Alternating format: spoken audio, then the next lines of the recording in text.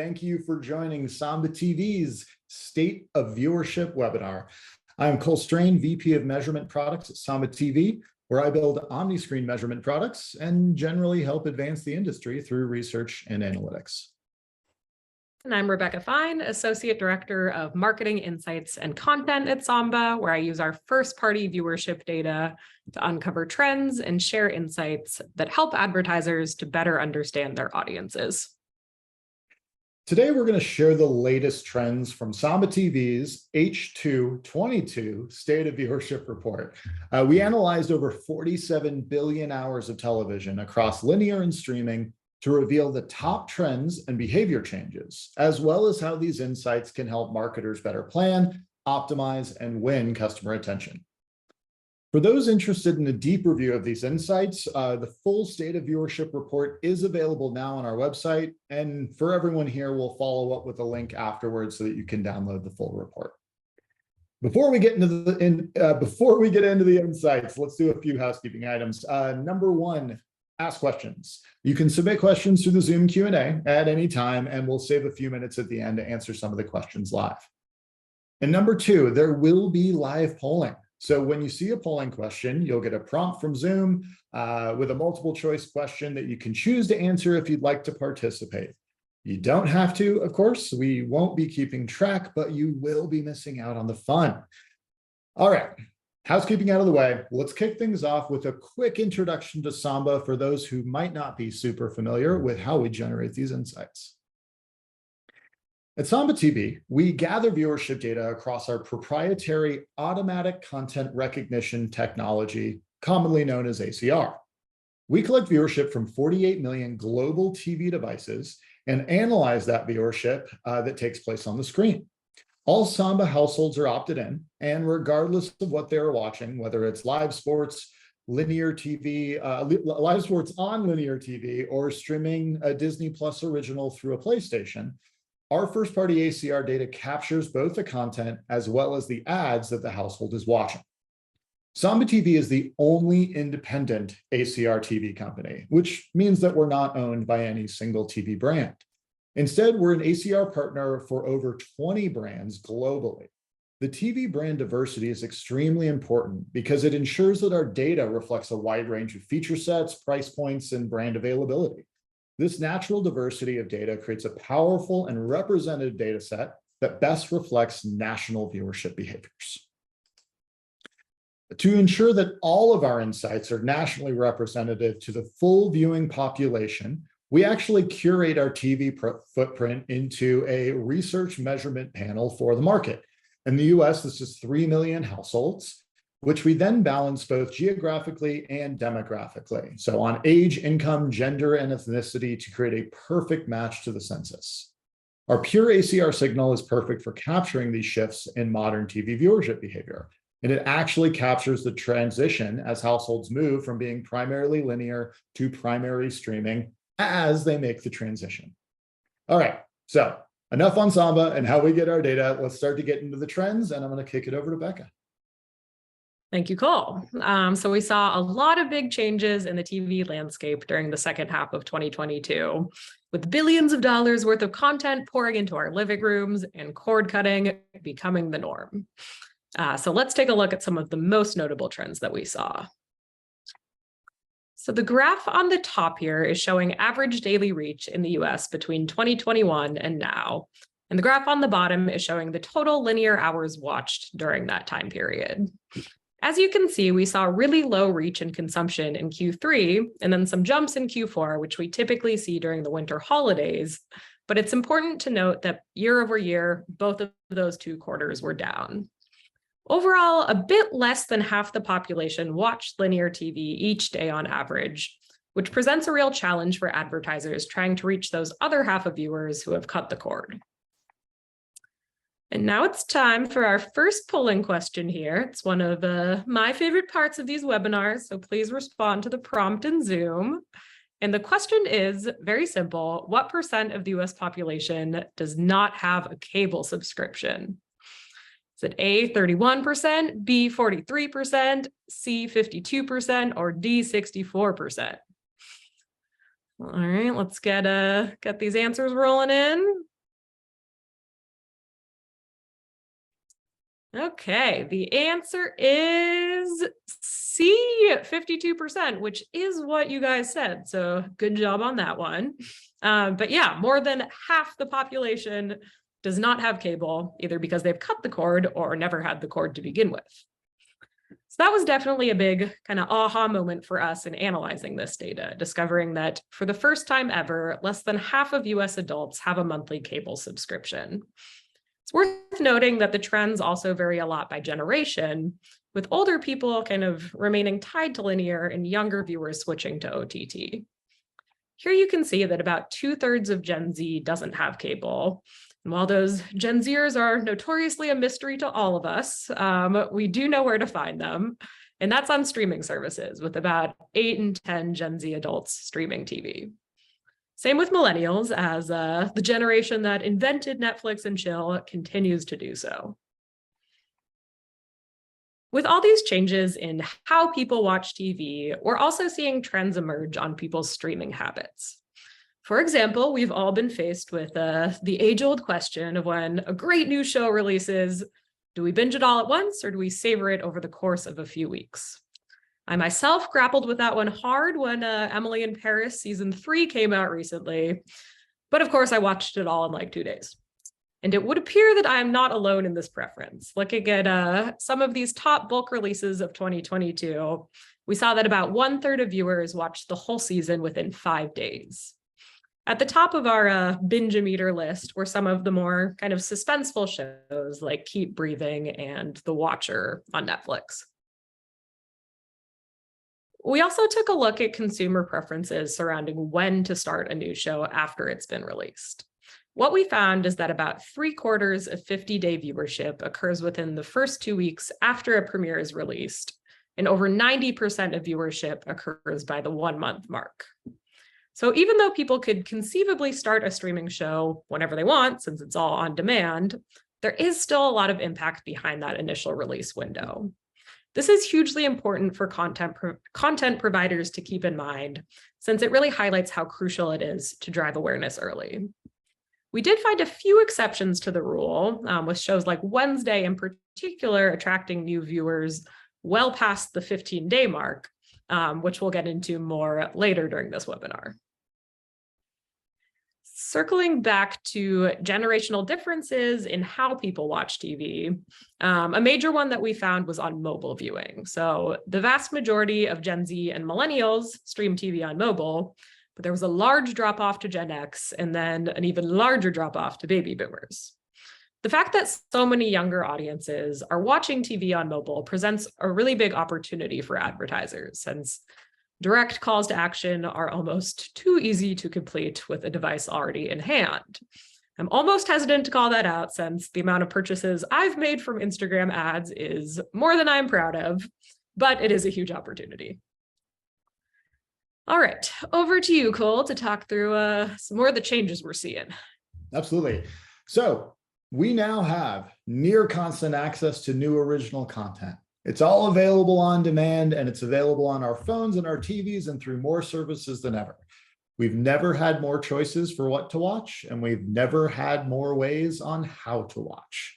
So this combination of fragmentation alongside the evolving viewership behavior, it creates for this really compelling topic. And it's something we've been keeping a very close eye on here at Samba.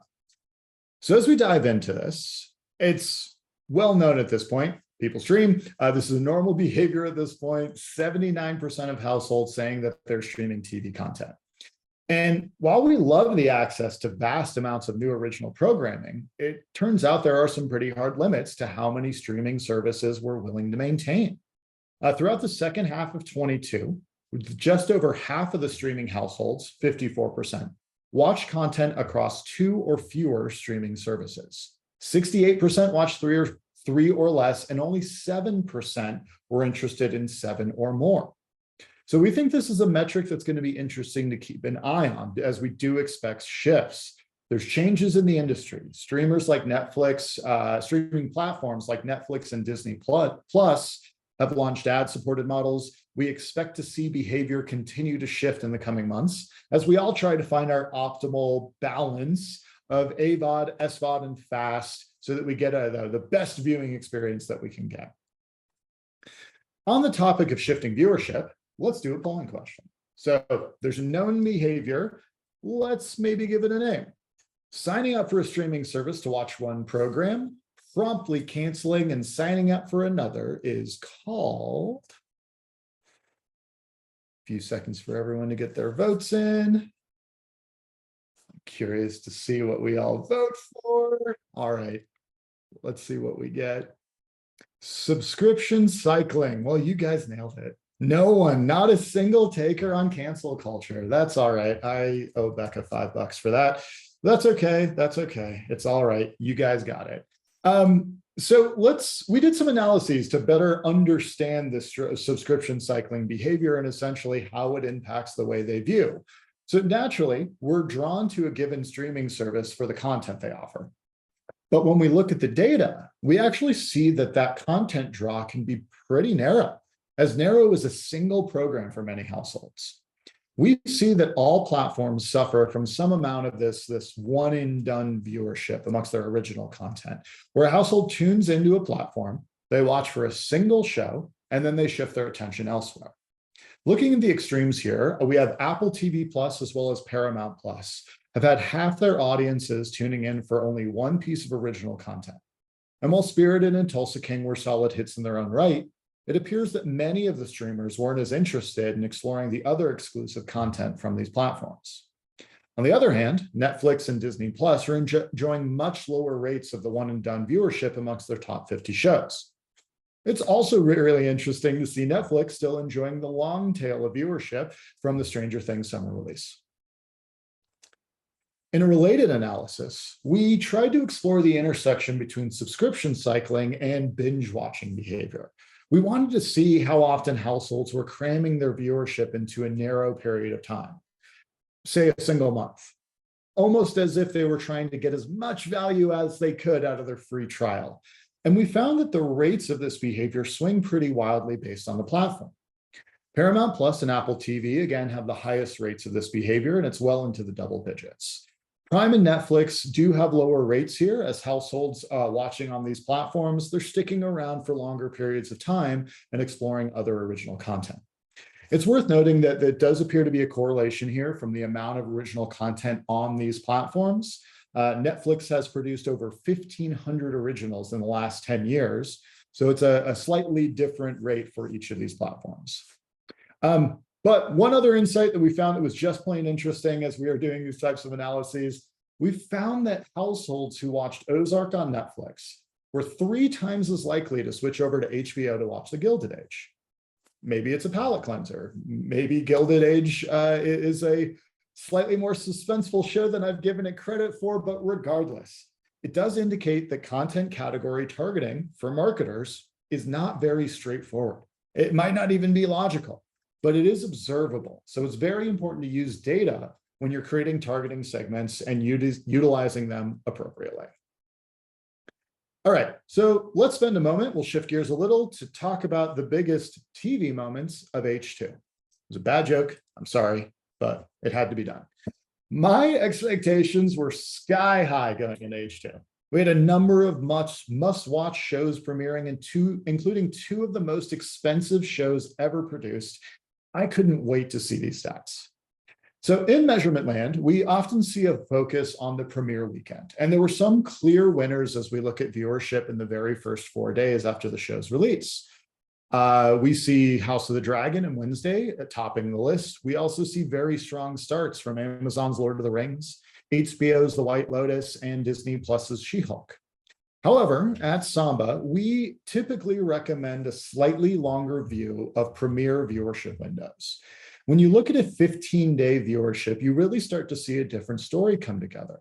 House of the Dragon and Wednesday still maintain the top 2 spots, but we see shows like Jeffrey Dahmer's Story and The Watcher, as well as Paramount Plus's Tulsa King in 1923, really take commanding positions in overall viewership. But my favorite story of H2 was Wednesday. In a surprisingly long adoption cycle, by day 40, we actually see Wednesday overtake House of the Dragon as the most watched streaming exclusive of the half. Wednesday attracted a young and diverse audience, and viewership wasn't anchored to the release window, but was there a secret to Wednesday's success?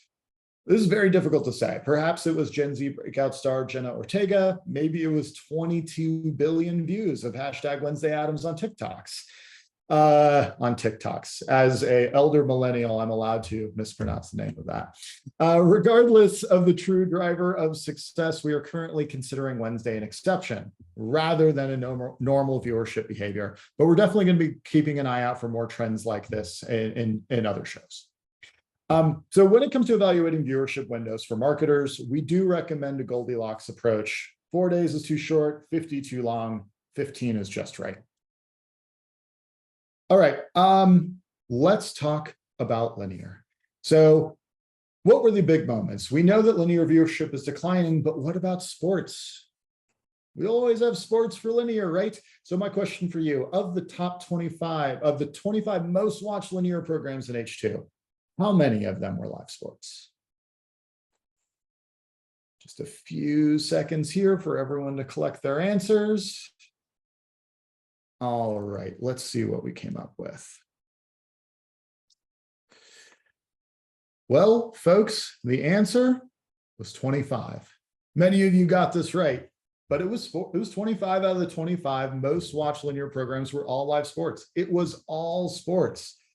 As a matter of fact, as we dive deeper into the data, 90 of the top 100 shows were all sports-related programming. I was actually a little dishonest in the polling question. The top 25 shows weren't live sports. The top 25 shows were all football. It was all football. And while NFL may feel like a saving grace for linear TV, we might be seeing the beginning of change here as well. With Thursday Night Football moving to Amazon Prime Video, we're seeing a significant over-index in millennial viewership, which, as Becca showed, is a very high cord-cutting population, while millennial viewership for Sunday Night Football remained flat over the same time period. It's hard to talk about football without talking about the big game itself. And so while this technically wasn't H2, it was still pretty important. This year's Super Bowl drew in 37 million households of in-home viewership, and with overall viewership peaking just before the halftime show. In the second-by-second viewership breakdown below, you can see that Eagles fans showed up early and stayed tuned in, while Kansas viewership hit its stride alongside the Chiefs' second-half rally. Viewership peaked for that group right in the final moments of the game. Viewership of the halftime show was down slightly year over year, though we did see 1.1 million households tune in for the halftime show and then stay for the second half. And 350,000 households tuned in purely for Rihanna's halftime show and didn't watch any other part of the game. We do have a full report up for the Super Bowl up on the website, so please feel free to access that if you're interested in more Samba insights on this. All right, let's talk about ads. Becca? Sounds good. I'm still riding high on that $5 from the subscription cycling poll, but let's do it. Great. So throughout the half, 93% of linear impressions were served to just 55% of TV viewers, those heavy and medium viewers who maintain a relatively high level of linear consumption. And breaking that down from a frequency standpoint, we saw that those top 55% of viewers saw an average of almost 150 linear ads per day. So that means that nearly half of all viewers saw only 7% of ads, and on average saw only 14 ads per day. Meanwhile, about 1 in 3 people are reporting that their brand perception decreases after seeing an ad 5 to 10 times in a month. So there's clearly a big problem here for advertisers, both in terms of reaching target audiences and then also in oversaturating the people that they are reaching. Looking at the brands that served the highest number of impressions, you can see that the top brands were all TV networks, probably looking to retain their declining audiences. And then we also saw the usual insurance brands pop, like Liberty Mutual and Progressive up there. There were some newbies to the list as well, such as Amazon and Target, with many consumers looking to cut costs given inflation and concerns about the economy. Then we also saw one car brand, Hyundai, crack the top 20 this time, again, with many car brands kind of marketing into the economic downturn. One standout vertical during the half was travel, with 9 out of the top 10 travel advertisers serving a higher number of impressions year over year. Coming out of the pandemic, we've seen consumer habits kind of shift from a travel perspective, with a growing tendency for people to book last-minute travel online with their oftentimes more flexible work schedules. So to that effect, we saw online travel platforms like Booking.com, Expedia, Airbnb, among others, serve up a lot more impressions this year than last. We also saw that different travel advertisers are targeting different age groups, such as United Airlines serving the highest proportion of impressions to Gen Z, and then Morongo Resort in California targeting millennial households. So speaking of Gen Z, we know it's on the forefront of everyone's mind how to reach these key groups. So we also did a little deep dive into Gen Z habits. We found that about 3/4 of Gen Z plans to subscription cycle in the next 6 months, and the vast majority stream TV.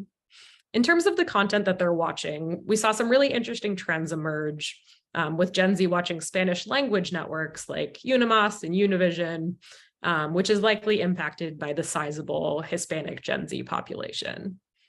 And then from a streaming perspective, Netflix was kind of the winner here, with Stranger Things and Me Time leading the way. And then overall, 58% of Gen Z using Netflix. We'll have to see if that changes in the coming months, with Netflix cracking down on password sharing, which is definitely a trend that we will be monitoring. All right, so we've shared a lot of data with you today, and want to leave you with some tips on how to win consumer attention in the coming year. Today's landscape is increasingly competitive and fragmented, with audience attention split between screens and platforms and everywhere else. And to win in this market, advertisers need to take steps to be as efficient as possible with every dollar of ad spend.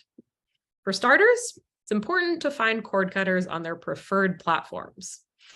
With over half the country no longer subscribing to cable, it's clear that cord cutters come in all shapes and sizes with varying TV habits. As they cycle through shows, platforms, even devices, make sure you're staying one step ahead of where they'll be with real-time data and targeting strategies. Second, streaming platforms should attract viewers by launching awareness campaigns earlier and running them through the first 15 days of release. As we shared, about 3 out of 4 viewers interested in watching top shows typically do so within the first 2 weeks of release. So streaming platforms looking to capture audience attention have a pretty limited window to do so. Those first 15 days are crucial for gaining attention, and streaming platforms need to be hitting potential audiences then. When it comes to activation, it's very important that you're taking advantage of data to reach your ideal customers. As households move away from linear viewership to streaming, it can simply be a lot harder to find. And who out there would have actually predicted the cross-platform affinity between Ozark and the Gilded Age? Using data to make these choices is incredibly important. It makes the most informed decisions possible and allows you to most accurately reach your audience in the places where they're actually spending their time and attention. And very much related to this is the use of omni-screen measurement to drive real-life business outcomes. As viewers cycle their subscriptions and move between services with increasing regularity, relying on any single source gives you a very distorted view of your overall reach and frequency. Omni-screen measurement is vital to properly understand this and move it into our normal set of tools. The ability to see unique reach as well as holistic frequency is key for effective campaign optimization. All right. Does that take us out of the webinar proper and into Q&A? I think it does. Yeah. Let's take a look at some of the questions that have rolled in. So there are 2 questions up top that I think that I'd like to start with here. And one is, how did we get the Netflix stats? Because they don't release their viewership data. And then similarly, how did we, on the linear sports, what viewership sources are we using? So for all of the viewership that you're seeing within the state of viewership, within Samba TV's measurement and audience and data products, the source is very, very similar, but in all of the state of viewership, it all comes from the Samba research panel. That's a 3 million household panel of pure ACR data from fully opted-in households that allows us to see at a very granular level household viewership of a show, household viewership of any particular ad. And because of the Samba ID graph, we're able to deduplicate all of this with various other sources. So Samba ACR data is the source of both of those. Becca, I think you've got this next one. Yeah, let me take a look. So why do you think that Wednesday was an exception to the short shelf life rule? Yeah, so I think kind of a lot of things went into that. As Cole discussed, a big one was definitely kind of the viral dance in episode 4. We saw that really take off on TikTok and YouTube. And I think that kind of introduced the show to a lot of people who might not have initially tuned in. And then on sort of a broader level, one of the key ingredients that we found really kind of makes a hit show across the report was that they all tended to over-index with Gen Z households, millennial households, and then diverse audiences as well. Definitely saw Wednesday kind of fit that trend, had a really diverse representative cast. And I think that sort of helped its word of mouth just build and build past that typical 15-day mark. We do have a couple of questions here on subscription cycling, so that I'm going to try to bundle those all together into one, unfortunately, so sorry, slightly long answer. So as a reminder, subscription cycling is when you sign up for a service to watch a single program or a very narrow list of programs, then promptly cancel and then sign up with another service. So that's what we are calling a subscription cycling here. And let's see the other question related to this. So what's happening? Why is subscription cycling happening? This one is a little bit tricky, but we actually did partner with Harris Poll to be able to help understand this in a more granular way. And one of the things that we know, well, one of the things we assumed going in is that subscription cycling was having to do with cost management, right? You have to pay for each of these services and you want to make the most out of your dollar. But what we actually found is that subscription cycling had the highest rate amongst higher income households. So we're starting to revise what our theories there are, or what our hypotheses there. And it feels that it's not as motivated by cost, but potentially access to new and exciting content. Folks are willing to cycle to get the content they want. And that appears to be the full of the story. Let's see. Becca, I think we probably just have time for this last one. Yeah. Okay, there's one more here. Do you suggest different creatives for different video platforms? Not to sidestep the question, but I'd say kind of what we suggest is measuring everything. So we have ways of measuring kind of what different tactics, what different creatives perform best for specific campaigns. And we suggest kind of implementing that type of measurement and seeing what works best for you, given sort of the goals of your campaign and all of the different kind of factors going into it. Yeah, I will say when we're looking at campaign measurement, we do have success stories in both camps where a single creative is incredibly impactful regardless of where it is played. And, even really sophisticated cases of sequenced ads. We see this most commonly cross-channel, where there's a linear ad that is then complemented by a second creative in a digital or CTV addressable format. So execution there is incredibly important. We haven't seen a dominant strategy emerge on multiple versus limited creatives. So really execution really tends to be the key, and then evaluating performance and continuing to test.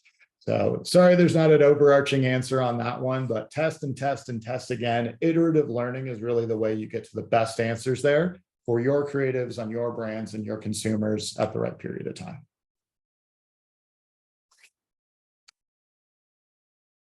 And we're out of time. Folks, thank you so much. We very much appreciate you all joining for the H222 State of Viewership Report. Thank you so much for the time. Please let us know if there are other questions or anything we couldn't get to in the Q&A. Appreciate it so much, and we'll see you in a few months to talk about H1.